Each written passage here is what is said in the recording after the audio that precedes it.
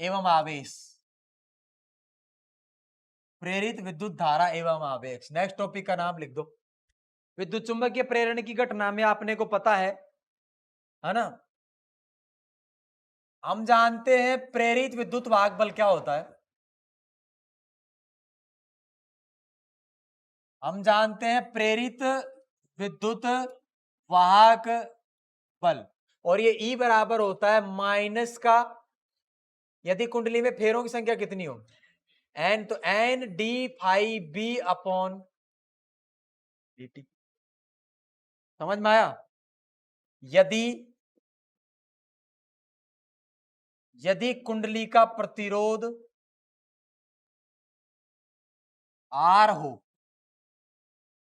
यदि कुंडली का प्रतिरोध कितना हो, R हो, एवं उसमें धारा I हो, एवं उसमें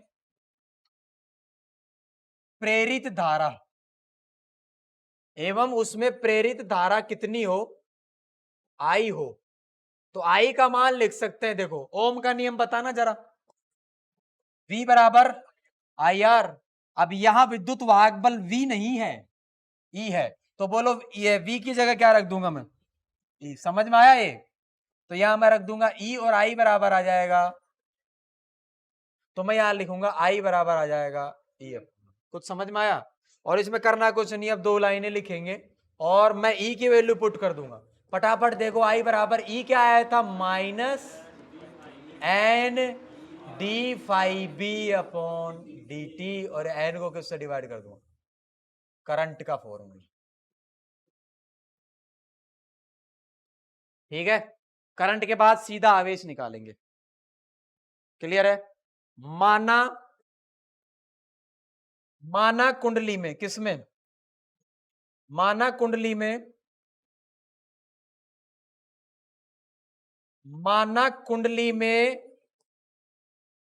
dt समय में, माना कुंडली में dt समय में dq धारा प्रवाहित, dq आवेश प्रवाहित होता है। कौन प्रवाहित होता है, dq आवेश प्रवाहित होता है। अरे समझ में आया? तो I बराबर हो जाएगा dq अपॉन dt। धारा का फॉर्मूला क्या होता है, dq अपॉन dt। I का फॉर्मूला क्या हो जाएगा, dq अपॉन dt। जागो ग्राहक जागो, है ना भाई, जो लोग सो गए हैं जाग जाओ फटाफट। हाँ कोई बात नहीं, I बराबर हो गया dq अपॉन dt। I की जगह क्या लिख दूंगा मैं ऊपर वाले फॉर्मूले में, देखो रे, अरे I की जगह क्या लिखूंगा, ये रहा, I बराबर लिख दूंगा dq अपॉन dt। यही लिख रहा हूं, एक बार देखो, I की जगह लिख देंगे dq अपॉन dt। ठीक है, dq अपॉन dt बराबर आ जाएगा माइनस का n अपॉन r D phi B upon dt। नहीं आया समझ में? ध्यान से देखोगे, dq निकाल देंगे, dq निकाल देंगे, dq आ जाएगा मेरे पास, dq बराबर dt से dt कैंसिल आउट, माइनस का n अपॉन r इंटू में डी फाई बी। नहीं आया समझ में?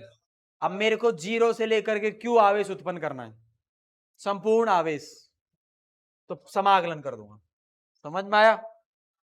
तो हम लिख देंगे संपूर्ण आवेश के लिए, है ना, जीरो से q आवेश तक,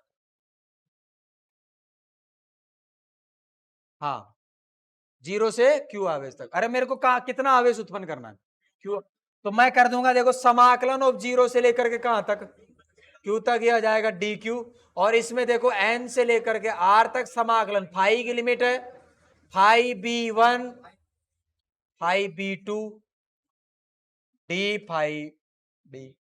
नहीं आया समझ में? करना क्या है आगे, अपने को क्या करना है इसके अंदर, कुछ नहीं, इसको देखो समाकलन ऑफ डी क्यू की वैल्यू कितनी आ जाएगी, क्यू, है ना, कर देना इसको, माइनस ला, समाकलन ऑफ डी क्यू, क्यू आ जाएगा लिमिट पुट करने के बाद, और ये आ जाएगा माइनस का एन बटा आर, और समाकलन ऑफ डी फाई बराबर आ जाएगा फाई बी, और नीचे लिमिट आ जाएगी phi B one phi B two, और अब मैं लिखूंगा Q बराबर माइनस का N अपॉन R, यहां लिखूंगा 5B2 माइनस 5B। समझ में आया? कॉपी करो, ये आवेश आ जाएगा। ठीक है, इससे क्या निकलेगा? अति महत्वपूर्ण सूत्र सर्वशक्तिमान। ठीक है, तो ये आपका टॉपिक क्या हो गया? कंप्लीट हो गया। ठीक है, का नाम लिखेंगे, फटाफट लिखो इसको, गतिक विद्युत भाग बल। गतिक विद्युत भाग बल की बजाय कई बार यह भी लिखा हो मिलता है, एक समान चुंबकीय क्षेत्र में गतिशील छड़ पर विद्युत भाग बल। तो यह भी लिख लेना, एक समान चुंबकीय क्षेत्र में, एक समान चुंबकीय क्षेत्र में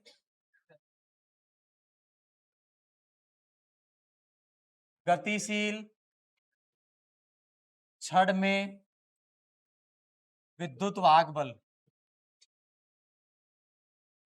एक समान चुंबकीय क्षेत्र में गतिशील छड़ में विद्युत भाग बल। समझ में आ रहा है क्या हो रहा है ये? अब आप ध्यान से देखिए, ये कैसा चुंबकीय क्षेत्र है?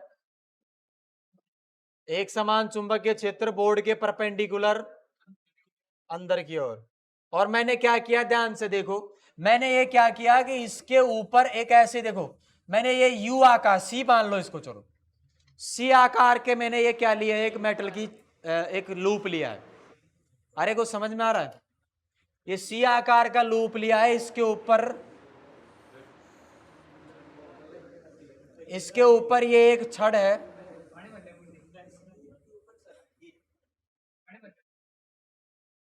और एल लंबाई की ही मान रहे हैं हम इसको, जो आगे है ना इसमें थोड़ा सा डिनोट करना है, बस इतना सा। अरे ये समझ में आया? तार मोड़ रखा है ऐसे, और तार के ऊपर एक और तार ऐसे रख रखा है, ये तो पूरा एक है, और ये इसके ऊपर ऐसे रखा हुआ है। अरे समझ में आया? जैसे ये तार हो गया ऐसे, तार के ऊपर ये छड़ है, इस छड़ को किधर गति करवा रहे हैं? इस साइड गति करवा रहे हैं। कितने वेग से गति करवा रहे हैं? v से। और ये वाली डिस्टेंस कितनी ले रखी है मैंने? x। और इस छड़ की लंबाई कितनी ले रखी है? l। कुछ समझ में आया? और जो एक समान चुंबकीय क्षेत्र है वो कितना ले रखा है? p। क्लियर हो रही है बात? समझ में आया? ये एक बंद लूप बन रहा है, बंद लूप के अंदर फ्लक्स में परिवर्तन होगा। इस बंद लूप से गुजरने वाला फ्लक्स बताओ, इस बंद लूप से गुजरने वाला फ्लक्स कहां है? इस बंद लूप से गुजरने वाला फ्लक्स कैसे लिखेंगे? इस बंद लूप से गुजरने वाला फ्लक्स देखो, फाई बी लिखूंगा मैं, फाई बी होता है बी डॉट डी एस, याद है? डीएस। इस लूप का क्षेत्रफल बताओ, लूप का क्षेत्रफल लंबाई गुना चौड़ाई, तो यहां लिखूंगा एरिया, एरिया बराबर आ जाएगा एल इंटू एक्स। क्लियर है? तो एक चीज जाने तो फ्लक्स की वैल्यू आ जाएगी बी इंटू, देखो एरिया वेक्टर, अगर मान लीजिए धारा ऐसे बहती है, इसमें धारा मान लीजिए ऐसे बह रही है, तो एरिया वेक्टर पीछे आया बोर्ड के अंदर, एरिया वेक्टर भी अंदर की तरफ हो गया और चुंबकीय क्षेत्र भी अंदर की तरफ हो गया। थीटा कितना हो गया? 0। तो थीटा बराबर क्या रहेगा? 0 डिग्री। तो आ जाएगा B D S into cos 0। समझ में आया? फाइव बी की वैल्यू आ जाएगी बी डी एस का मतलब एरिया, एरिया का मतलब एल एक्स। समझ में आया? क्लियर है? इसके अंदर प्रेरित विद्युत भाग बल उत्पन्न हो जाएगा। देखो लगातार, देखो ये वी वेग से गति कर रही है छड़, वी वेग से गति कर रही है, तो एरिया छोटा होता जा रहा है, धीरे धीरे छोटा होता जा रहा है। तो बोलो एक्स बदल रहा है, एक्स बदल रहा है, तो बोलो फाई बदल रहा है। फाई के बदलने, जो फाई बदल लेगा तो प्रेरित विद्युत भाग बल उत्पन्न होगा। होता है नहीं होता है? तो प्रेरित विद्युत भाग बल का तो सूत्र होता है माइनस का D phi B upon D T. नहीं आया समझ में? मैं इसमें फाई की जगह, देखो इसमें फाई का मैं जगह वैल्यू पुट करूंगा, तो मैं क्या करूंगा, ई बराबर आ जाएगा माइनस का डी अपॉन डी टी, और ये लिख दूंगा मैं बी, इसकी जगह फाई की जगह बी एल एक्स, तो यह आ जाएगा बी एल एक्स। अब इसके अंदर ध्यान से देखिए कौन कांस्टेंट है, उसको बाहर ले लो। कौन कांस्टेंट है? बी कांस्टेंट है, एल कांस्टेंट है। एल चेंज नहीं हो रही, बोलो कौन चेंज हो रही है? एक्स। एक्स छोटी होती जा रही है, बोलो हाँ कि ना? तो मैं इसको क्या करूंगा, बी को बाहर ले लूंगा, एल को बाहर ले लूंगा। अब ध्यान से देखिए, बी और एल को बाहर लेने के बाद में मेरे पास क्या बचेगा, ये मैं क्या कर रहा हूं, देखो बी को बाहर ले लिया, एल को बाहर ले लिया, माइनस ऑलरेडी चल रहा था, मेरे पास बचेगा dx अपॉन dt। तो इसका वेग है, लंबाई छोटी नहीं हो रही, dx अपॉन dt बोलो वेग नहीं है।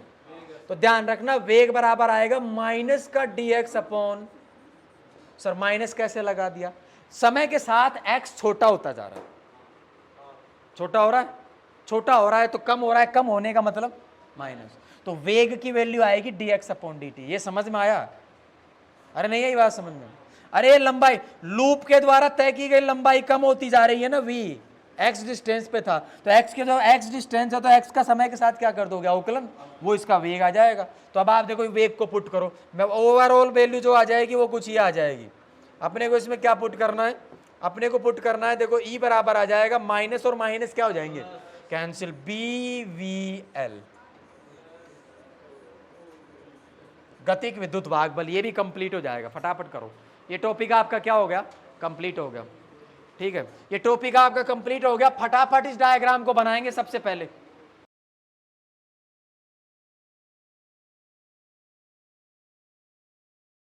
समझ में आया?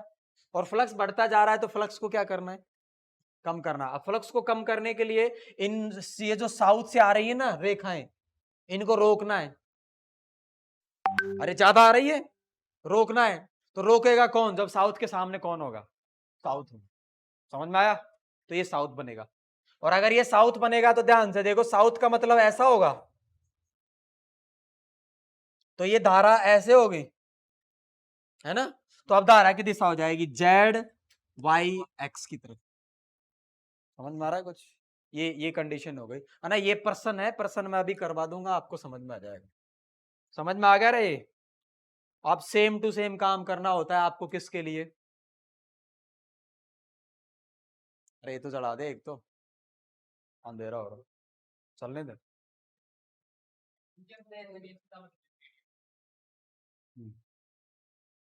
है ना, तो ये एक्सपेरिमेंट हमने पढ़ लिए, और हमारे को यहां से क्या पता लग गया, प्रयोगों से, प्रयोगों से अपने को ये पता लग गया कि जब भी किसी कुंडली से संबंध किस में परिवर्तन होगा, चुंबकीय फ्लक्स में परिवर्तन होगा, तो उस कुंडली के अंदर एक विद्युत वाहक बल उत्पन्न होगा, और उस कुंडली के अंदर क्या बहने लग जाएगी, धारा बहने लग जाएगी। इस घटना से जो उत्पन्न होता है विद्युत वाहक बल, उसका नाम हमने निकाल दिया प्रेरित विद्युत वाहक बल, और इस घटना से जो धारा बहती है उसको कहते हैं प्रेरित विद्युत धारा।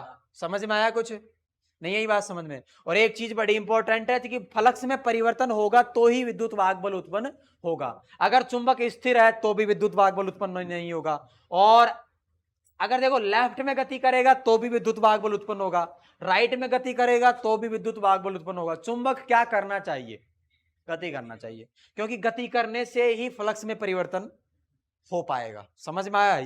ये मैंने आपको बता दिया। इसके बाद आ जाते हैं फैराडे के नियम। फैराडे के भाई दो नियम होते हैं। फैराडे का कौन सा नियम आएगा सबसे पहले, प्रथम नियम। फैराडे के प्रथम नियम के अंदर अपने को पता है क्या होता है ये। फैराडे ने एक नियम बताया, एक लाइन कही, ये लाइन कही कि जब भी किसी कुंडली से संबद्ध चुंबकीय फ्लक्स में परिवर्तन होगा तो उस कुंडली के अंदर एक विद्युत वाहक बल उत्पन्न हो जाएगा, और उस कुंडली के अंदर एक धारा उत्पन्न हो जाएगी। जो विद्युत वाहक बल उत्पन्न हो रहा है उसको कहेंगे प्रेरित विद्युत वाहक बल, और जो धारा हो रही है उसको कहेंगे प्रेरित विद्युत धारा, और इस घटना को कहते हैं विद्युत चुंबकीय प्रेरण। कुछ समझ में आया? यही फैराडे का कौन सा नियम है, प्रथम नियम। फैराडे के प्रथम नियम को अभी हम लिख लेंगे, क्लियर है। एक चीज बड़ी इंपॉर्टेंट है, जो अब सेकंड नियम आएगा उसी पे आधारित है सारे न्यूमेरिकल, सारे फॉर्मूले जो आगे डेरिवेशन आएंगे, जो कौन से नियम पर आधारित है, सारे सेकंड पर। अब इसका आता है कौन सा नियम, द्वितीय नियम। सबसे बड़ी बात देखो, द्वितीय नियम क्या होता है आपको याद होना चाहिए। चुंबकीय फ्लक्स को फाई से रिप्रेजेंट करते हैं, और इसके जस्ट नीचे लगा देते हैं बी, ताकि आपको पता रहे ये मैग्नेटिक फ्लक्स है ना। बी का मतलब होता है मैग्नेटिक फील्ड, मैग्नेटिक फील्ड का मतलब चुंबकीय क्षेत्र। तो ये एक चुंबकीय फ्लक्स है। अब ये चुंबकीय फ्लक्स किसी कुंडली में से गुजरेगा। अभी अभी मैंने आपको बताया कि फ्लक्स के गुजरने से ही कौन उत्पन्न होगा, विद्युत वाहक बल, या फिर प्रेरित विद्युत वाहक बल। तो फैराडे ने एक दूसरा नियम और दिया, और दूसरे नियम में उसने क्या कहा कि कुंडली के अंदर उत्पन्न होने वाला प्रेरित विद्युत वाहक बल उस कुंडली से संबद्ध चुंबकीय फ्लक्स में समय के साथ परिवर्तन की दर के बराबर होता है। तो देखो इस चुंबकीय फ्लक्स में परिवर्तन हो जाएगा डी फाई, है ना। अरे मान लीजिए फ्लक्स जो था वो पहले फाई 1 था, फिर ये चेंज होकर कितना हो गया फाई 2, है ना, phi B1 phi B2, clear है। तो फ्लक्स में परिवर्तन कितना हुआ भाई, phi B2 minus phi B1, और हो सकता है इसको हमने डेल्टा फाई लिख दिया होगा, है ना, और डिफरेंशिएशन की फॉर्म में डेल्टा को क्या कर दोगे डी, तो ये हो जाएगा फ्लक्स में परिवर्तन। और किसके साथ करना है परिवर्तन, समय के साथ, आप नीचे dt से भाग देंगे। तो ये क्या है एक्चुअल में, चुंबकीय फ्लक्स में समय के साथ परिवर्तन की दर। और इसने क्या बताया फैराडे ने बताया कि जो प्रेरित विद्युत वाहक बल होगा वो इसमें बराबर होता है minus of D phi B upon D T. समझ में आया, ये किसका नियम है, फैराडे का द्वितीय नियम। यदि कुंडली में कॉइल्स या कॉइल्स के अंदर फेरों की संख्या या टर्न्स की संख्या कितनी हो, एन हो, तो इसी इक्वेशन को किससे मल्टीप्लाई करते हैं। अभी ये सोचने की जरूरत नहीं है कि माइनस कहां से आया, अभी आपको आगे समझ में आएगा कि माइनस यहां किसके नियम से आता है, लेंज के नियम से। लेंज का नियम अभी हम आगे पढ़ने वाले हैं, लेंज का नियम क्या होता है, या माइनस किसकी वजह से लगा हुआ है, लेंज के नियम से। इक्वेशन तो एक बार कंप्लीट ही लिखेंगे, हम सही लिखेंगे। एक चीज ध्यान रखना, अगर कुंडली में फेरों की संख्या n हो तो यही इक्वेशन बन जाएगी D phi 2 upon D T, और मल्टीप्लाई क्या हो जाएगा n। इसी इक्वेशन को यूज में लेने के लिए आप डी फाई बी की जगह ये भी लिख सकते हो phi B2 minus phi B1, और आगे लिख सकते हो डेल्टा फाई। यानी आप देखो ई का एक नया फॉर्मूला कुछ इस तरह से भी लिख सकते हो, समझ में आ रहा है रे। ई लिख सकते हो, ई बराबर माइनस का n phi B2 minus phi B1 बटे डेल्टा टी, है ना। फाई B1 से फाई B2 होने में कितना समय लगा, डेल्टा टी, इसको डिवाइड कर दो, ये भी काम में आता। अब कई बार आपको न्यूमेरिकल्स के अंदर, प्रश्न के अंदर सीधा फाई B2 दिया गया होगा कि मान लीजिए 0.1 सेकंड के अंदर किसी कुंडली से गुजरने वाला फ्लक्स 0.8 वेबर से घटकर 0.6 वेबर हो जाता है। कितने सेकंड में हो जाता है, 0.1 सेकंड में। और मान लीजिए उस कुंडली में फेरों की संख्या कितनी है, तो प्रेरित विद्युत वाहक बल की मान बताइए। आप सीधा इसके अंदर वैल्यू पुट कर दोगे, एन का मान कितना दे रखा है 20, 20 के बाद देखो बाद वाला फ्लक्स कितना दे रखा है, माइनस लगा दो, बाद वाला फ्लक्स देखो, बाद वाला फ्लक्स है 0.6, तो ये वैल्यू हो जाएगी 0.6, माइनस करो पहले वाले को 0.8, समय कितना लगाया 0.1, इसको सॉल्व कर लेना, आंसर आ जाएगा। ये आंसर किस में आएगा, वोल्ट में, ध्यान रखना, क्योंकि एक वोल्टेज डिफरेंस है, पोटेंशियल डिफरेंस है, और ईएमएफ है, एक ही बात है, सबका यूनिट क्या होता है, वोल्ट। ये आपका हो गया फैराडे का कौन सा नियम, द्वितीय नियम। फैराडे के द्वितीय नियम के बाद में आ जाता है किसका नियम, लेंज का नियम। लेंज का नियम ही है जिसने ये बताया कि इस समीकरण में माइनस क्यों आया, समझ में आया। लेंज का नियम क्या कहता है, लेंज का नियम ये कहता है कि विद्युत चुंबकीय प्रेरण की घटना में, विद्युत चुंबकीय प्रेरण की घटना में प्रेरित विद्युत वाहक बल या प्रेरित धारा अपने ही उत्पन्न होने के कारण का क्या करती है, विरोध करती है। सर ये विरोध कैसे करती है, अरे जो प्रेरित धारा होगी ना, वो अगर चुंबकीय फ्लक्स में बढ़ने के कारण उत्पन्न हो रही है, तो प्रेरित धारा की दिशा इस प्रकार होगी कि वो अपने अंदर से गुजरने वाले फ्लक्स को क्या करने की कोशिश करेगी, कम करने की कोशिश करेगी। और यदि प्रेरित धारा बढ़ने के कारण उत्पन्न हुई है, तो वो अपने अंदर धारा ऐसी दिशा में बहाएगी कि वो बढ़ते हुए फ्लक्स को क्या कर दे, कम कर दे। इसीलिए उस समीकरण में किसका चिन्ह लगता है, माइनस का चिन्ह, क्योंकि ये अपने उत्पन्न होने के कारण का ही क्या करती है, विरोध करती है। इसको हम समझने के लिए, हालांकि आपने देख लिया, लेकिन एक बार और अपने को समझना है कि ये कोई कुंडली है। इस कुंडली के अंदर हमेशा ध्यान रखें, डायग्राम बनाते टाइम ये बार बार काम आएगा। ये वाली जो कोइल ऐसे जा रही है ना, इसी तार को मैं ऐसे घुमा करके ले आता हूं, ध्यान रखना ये वाला तार इधर जुड़ा हुआ है, क्या इससे जुड़ा हुआ है, आगे वाले, और ये घूम कर ऐसे आ जाएगा ऐसे, और इस वाले तार को हम यहां से स्टार्ट करेंगे, ऐसे आ रहा है ये पीछे वाली कोइल में से आया है ना, कुछ समझ में आया। और हम क्या लगाएंगे यहाँ पर, गैल्वेनोमीटर। अब मैं कर क्या रहा हूं, ये चुंबक है, बताओ चुंबक का ये नॉर्थ पोल है, ये साउथ पोल है। अगर मैं नॉर्थ पोल को किसकी तरफ गति करवाऊं, इस कुंडली की तरफ, तो जो आपको ये नॉर्थ पोल के सामने वाला जो ये पोल नजर आ रहा है कुंडली का, ये बताओ क्या बनेगा, नॉर्थ बनेगा कि साउथ। सर नॉर्थ साउथ कैसे बनेगा, अरे इस कुंडली में धारा बहने लगेगी। क्यों बहने लगेगी, विद्युत चुंबकीय प्रेरण की घटना के कारण और विद्युत चुंबकीय प्रेरण की घटना का इसमें धारा बहने लगेगी, और धारा बहेगी तो देखो जब कुंडली में किसी में धारा बहेगी तो ये तो परिनालिका की तरह लग रही है। जब परिनालिका में धारा बहती है तो परिनालिका का एक सिरा तो बन जाता है नॉर्थ और एक बन जाता है साउथ, इसका भी एक सिरा बनेगा नॉर्थ, एक बनेगा साउथ। लेकिन आपको यही तो पता करना है कि कौन सा नॉर्थ बनेगा और कौन सा साउथ बनेगा। बोलो हाँ करना।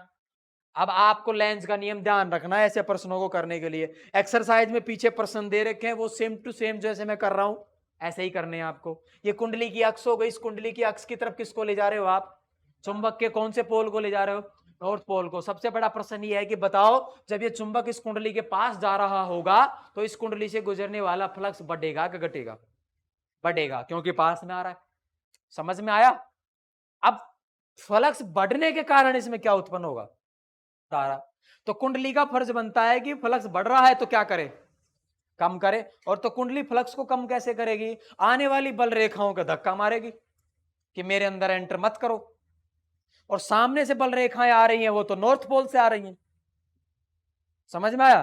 तो आप भी अपना नॉर्थ पोल बना लो। उधर से एक बल रेखा आएगी, इधर से आपकी बल रेखा आएगी, दोनों टकराएंगी, कैंसिल हो जाएगा। आपके अंदर से कौन नहीं गुजरेगा? फ्लक्स नहीं गुजरेगा। समझ में आया? तो इस नॉर्थ पोल से निकलने वाली चुंबकीय क्षेत्र रेखाओं को कम करने के लिए ध्यान रखना ये डायरेक्शन है। इसको कम करने के लिए अपने को इधर इसमें मैग्नेटिक फील्ड ऐसे चाहिए। समझ में आया? और ये किसके कारण है? ये वाला किसके कारण है? कुंडली के कारण उत्पन्न चुंबकीय क्षेत्र। और ये वाला किसके कारण है? चुंबक के कारण। ये विपरीत दिशा में होना चाहिए। क्यों होना चाहिए? क्योंकि इसके बढ़ने से कौन उत्पन्न हो रही है? धारा। तो इसको कम करना है। अगर इसको कम करना है तो फिर ये वाला सिरा कौन सा बनाना पड़ेगा? नॉर्थ। और अगर ये सिरा नॉर्थ बनाना है आपको तो ध्यान से देखो, इसको नॉर्थ बनाने के लिए क्या करूंगा मैं? इसको नॉर्थ बनाने के लिए मैं करंट की तरफ बहाऊंगा इसमें। हाँ, अब इसको लूप को आपको नॉर्थ बनाना है, बना के दिखाओ कैसे बनेगा। इस लूप को नॉर्थ बनाना है भाई, इसको नॉर्थ बनाना है। तो नॉर्थ बनाने के लिए बोलो ऐसे लिखे इसमें। तो देखो ऐसे लिखोगे तो ये किसकी धारा को रिप्रेजेंट करता है? सॉरी, ये किसकी दिशा को रिप्रेजेंट करता है? धारा की दिशा को। और ये वाली वो धारा है जो प्रेरित धारा है जो इसमें उत्पन्न हुई है। ये धारा की दिशा ऐसे बहेगी और ऐसे बहने के बाद में ये किधर आ जाएगी? इधर आ जाएगी, है ना? तो ये एंटी क्लॉकवाइज धारा होगी, है ना? एंटी क्लॉकवाइज किधर से देखोगे तो जब आप इसको इस साइड से देखोगे तो। और एंटी क्लॉकवाइज का मतलब ये इधर से निकल कर ऐसे जाएगी और इधर से आकर के इसमें ऐसे बहती हुई एंटर कर जाएगी। और ये सिरा अगर नॉर्थ बनेगा तो ऑटोमेटिक ही नेक्स्ट सिरा क्या बनेगा? साउथ बनेगा। ये इसके बारे में आपको सोचने की जरूरत ही नहीं है। आपको केवल कुंडली का कौन सा सिरा पता करना होता है? एक सिरा जो किसके सामने है? चुंबक के सामने। समझ में आया? किसके नियम से पता किया है? लेंस के नियम से। ये धारा बहने लग गई। प्रश्न कैसे आएगा? यहाँ पर नंबर लिखे होंगे एक्स वाई जेड, ऐसे कुछ डिजिट लिखे हुए होंगे। आपसे पूछेगा धारा की दिशा बताओ, तो आप बताओगे धारा की दिशा फिलहाल हो रही है एक्स वाई जेड की ओर। समझ में आया? एक्स वाई जेड की ओर। अब मेरा सिंपल प्रश्न ये है कि मैं इस चुंबक को इधर गति नहीं करवा रहा, मैं इस चुंबक को किधर गति नहीं करवा रहा, इसकी तरफ गति नहीं करवा रहे। हम इस चुंबक को किधर ले जा रहे हैं? दूर। क्लियर हो रहा है? कुछ समझ में आ रहा है? हम इस चुंबक को किधर ले जा रहे हैं? कुंडली से दूर। तो ये चुंबक मैंने वापस बना दिया, इसी पोल को साउथ नॉर्थ को मैं दूर ले जा रहा हूं। अब आप इसको बताओ ये कौन सा पोल बनेगा? South pole. क्लियर हो रही चीज? क्योंकि ये जब दूर जा रहा है तो फ्लक्स घट रहा है, पास आने से फ्लक्स बढ़ता है, दूर जाने से फ्लक्स घटता है। घटना है तो इसको बढ़ाना है, घटना है तो इसको बढ़ाना है। और इधर से बल रहे जो चुंबकीय क्षेत्र रेखाएं निकल रही हैं उसमें फ्लक्स को बढ़ाना है तो उनको खींचेगा। और ये तो खींचने के लिए ये अगर नॉर्थ है तो ये क्या बनाना पड़ेगा? साउथ। तो सबसे बड़ी बात, अब ये वाला पोल कौन सा बन जाएगा? South pole. साउथ पोल बनाने के लिए मैं कैसे लिखूं इसके अंदर? इसके मैं अंदर मैं ऐसे ही लिखूंगा, याद है?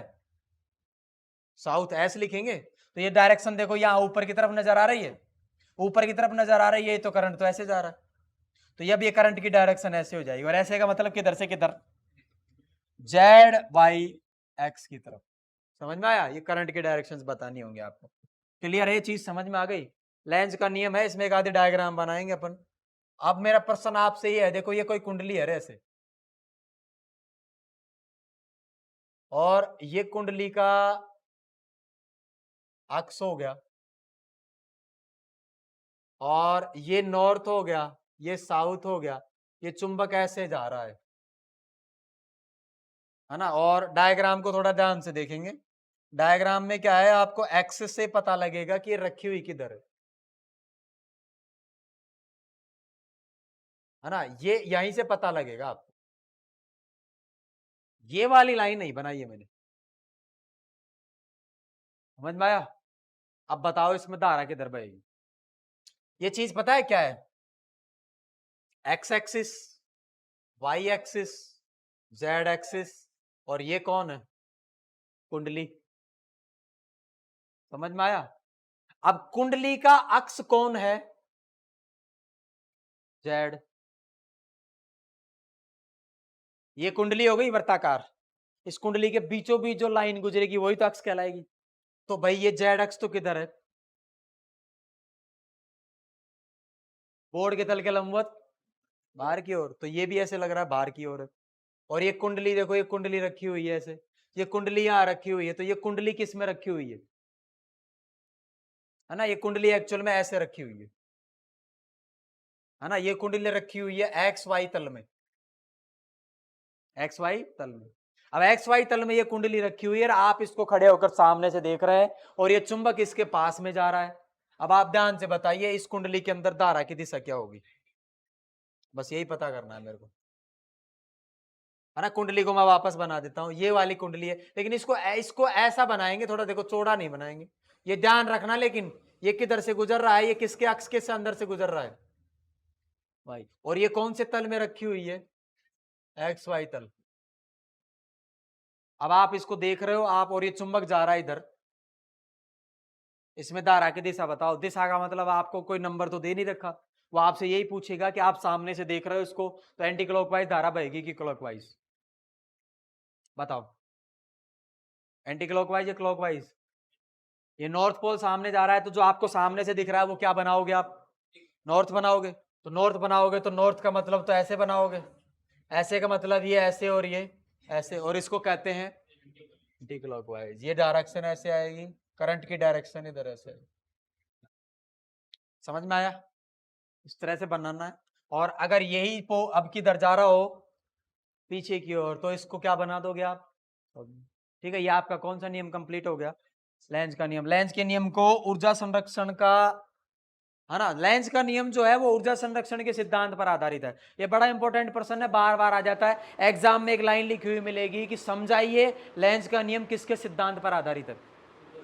ऊर्जा संरक्षण के सिद्धांत पर आ जाता है। ये क्या है भाई? आप ध्यान से देखिए, इसी के अंदर मैं थोड़ा समझाने की कोशिश कर रहा हूं। अब आप ध्यान से देखो, ये अगर नॉर्थ है तो इसके सामने वाला सिरा भी क्या बना था? नॉर्थ। एक बार के लिए मान लेते हैं कि लेंज का नियम गलत है। एक बार ये मान लो लेंज का नियम क्या है? गलत है। गलत है, अगर गलत है तो गलत का मतलब यही कह रहे हो ना कि ये नॉर्थ नहीं बनेगा, ये क्या बनेगा? तो ये साउथ बनेगा। अब साउथ बनेगा तो आप एक बात बताओ मेरे को, ये तो नॉर्थ पोल है, ये कौन सा पोल है? South pole. तो नॉर्थ पोल और साउथ पोल को पास लाने के लिए वो तो अपने आप ही खींच लेंगे एक दूसरे को, बाहर से बल लगाने की जरूरत पड़ेगी क्या ले जाने के लिए? बोलो हाँ कि ना?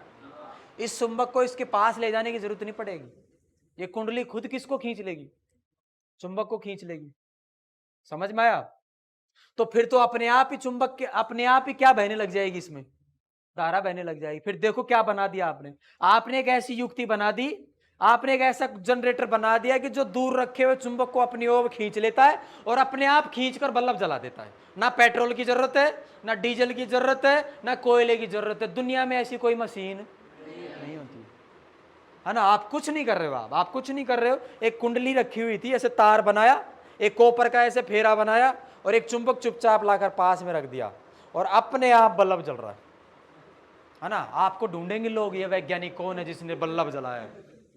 समझ में आया? नहीं आई बात समझ में? अरे नहीं आई बात समझ में? और रासायनिक ऊर्जा को वो कन्वर्ट करते हैं यांत्रिक ऊर्जा में, और यांत्रिक ऊर्जा से फिर वो क्या बना करके देते हैं? विद्युत ऊर्जा। जनरेटर का काम यही है, लेकिन कहीं ना कहीं दूसरी ऊर्जा में बदल रही है। तो इसमें भी ऐसा होना चाहिए, अनर्थ हो जाएगा, अदरवाइज अपने आप ही लाइट जलने लगेगी। अब आप दूसरा तरीका लीजिए, अब आप मान लीजिए कि लेंज का नियम क्या है? सही है। लेंज का नियम गलत होने से क्या नुकसान हो रहा है, समझ में आया? फिजिक्स के सारे नियम फेल कर रहे हो तुम। कोई चीज अपने आप रखी रखी चलने लग गई, ना तेल खा रही है ना धुआं दे रही है, कुछ नहीं, है ना। तो ऐसा नहीं हो। अब आप समझिए कि लेंज का नियम सही है, लेंज का नियम सही है तो नॉर्थ को जब इसके पास में ले जाओगे तो बोलो सामने कौन बनेगा, और नॉर्थ के पास नॉर्थ को ले जा रहे हो, चुपचाप चले जाएगा, अपने आप ही चला जाएगा, या बाहर से दम लगानी पड़ेगी, बाहर से बल लगानी। तो ये चुंबक अपने आप नहीं जाएगा, समझ में आया। कोई ना कोई बाहरी एजेंसी होगी, कोई एक्सटर्नल वर्क होगा जो इसको पकड़ करके ले जाएगा। अब मान लीजिए मैंने चुंबक पकड़ रखा है, अब मैं धीरे धीरे इसके पास ले जा रहा हूं, मेरे को पता है कि सामने कौन है, नॉर्थ है। नॉर्थ को नॉर्थ के पास ले जाएंगे, जितना ज्यादा पास ले जाते जाओगे इनके बीच में लगने वाला बल बढ़ेगा, याद है। अरे भाई m1 m2 upon are square, are जितना छोटा होगा बल उतना ही बढ़ेगा, तो जितना पास ले जाता जाऊंगा मेरे को ज्यादा बल लगाने की जरूरत पड़ेगी। तो इसमें होता क्या है, बाहर से ले जाने के लिए, इसको ले जाने के लिए अपने को एक बाहरी बल की आवश्यकता पड़ती है। ये अपने आप किसके पास नहीं जाता है, कुंडली के पास। तो जब बाहरी बल की आवश्यकता पड़ती है और मैं इसको खिसका रहा हूं, तो बाहरी बल द्वारा क्या किया जाएगा, कार्य किया जाएगा। तो बाहरी बल द्वारा किया गया कार्य ही इस वाली कुंडली में किसके रूप में दिखेगा, विद्युत ऊर्जा के रूप में दिखेगा। समझ में आया। और ये जो लाइन हम बोल रहे हैं ये ऊर्जा संरक्षण के सिद्धांत को सही सिद्ध करती है, समझ में आया। इसीलिए लेंज का नियम किसके सिद्धांत पर आधारित है, ऊर्जा संरक्षण के सिद्धांत पर आधारित। समझ में आई बात। अरे जब तक कोई बाहर से कार्य नहीं करेगा, कुंडली के अंदर क्या दिखाई नहीं देगी, विद्युत ऊर्जा या विद्युत धारा दिखाई नहीं देगी। और वो विद्युत ऊर्जा उतनी ही होगी जितना किसी ने बाहर से क्या किया है, कार्य किया है। जैसे बाहर से किसी ने कार्य किया 10 जूल, तो आपको यहां 10 जूल ऊर्जा देखने को मिलेगी, यदि किसी प्रकार का कोई लॉस नहीं हो रहा हो तो। समझ में आया। ये हो गया लेंज का नियम एवं ऊर्जा संरक्षण।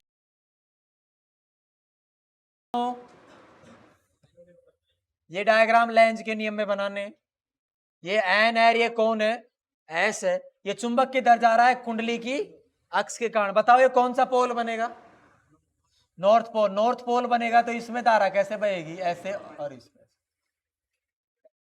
और एक चुंबक एक और बनाना है डायग्राम, 2 डायग्राम बनेंगे।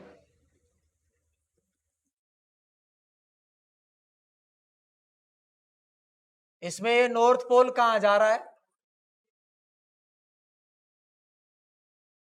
ये नॉर्थ पोल दूर जा रहा है, तो बोलो ये क्या बनेगा, एस बनेगा। एस बनेगा तो धारा की दिशा ऐसे और ऐसे हो जाएगी। ये 2 डायग्राम बनेंगे लेंज के नियम में। ध्यान, हाँ ध्यान रखना, दोनों डायग्राम लेंज के नियम में बिना